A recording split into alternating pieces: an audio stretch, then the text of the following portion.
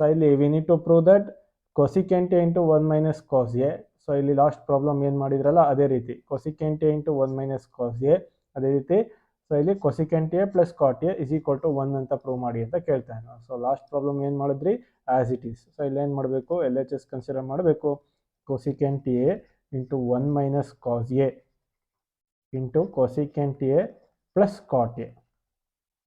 So ಇದನ್ನು ಒಂದಂತ ತೋರಿಸ್ಬೇಕು, ನೋಡ್ತಾ ಹೋಗೋಣ.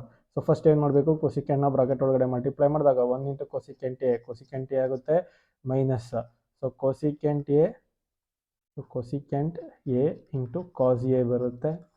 ಸೊ ನೆಕ್ಸ್ಟ್ ಇಲ್ಲಿಗೆ ಬಂದಾಗ cosecant A plus cot A ಹಾಗೆ ಇರುತ್ತೆ.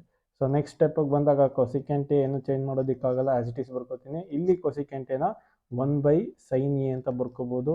ಸೊ ಕಾಸ್ ಎ ಹಾಗೆ ಇರುತ್ತೆ.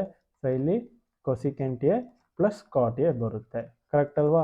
ನೆಕ್ಸ್ಟ್ ಸ್ಟೆಪ್ಪಿಗೆ ಬಂದಾಗ ಸೊ ಇಲ್ಲಿ cosecant A as it is ಬರುತ್ತೆ, cos A by sine A ಇರುತ್ತೆ, cos A by sine A ಅಂತ ಬಂದಾಗ ಕಾಟ್ ಎ ಬರುತ್ತೆ.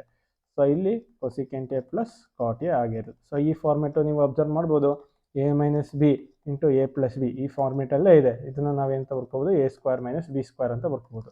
ಅಂದರೆ ಈ ಜಾಗದಲ್ಲಿ ಏನಿದೆ, cosecant A, so cosecant square A ಆಗುತ್ತೆ ಮೈನಸ್ ಕಾಟ್ ಸ್ಕ್ವೇರ್ ಎ ಆಗುತ್ತೆ, A square minus B square ಈ ಫಾರ್ಮೆಟ್ಗೆ ಬರ್ತೀನಿ.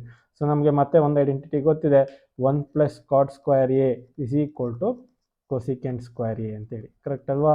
ಸೊ ಈ ಕಾಟ್ ಸ್ಕ್ವೇರ್ನ ಈ ಕಡೆ ಶಿಫ್ಟ್ ಮಾಡ್ಕೊಂಡ್ರೆ 1 is equal to cosecant square A minus cot square A ಬರುತ್ತೆ. ಸೊ ಇಲ್ಲಿ ಏನಿದೆ, cosecant square A minus cot square A ಅಂತ ಇದೆ. So that can be replaced by 1. This is your RHS.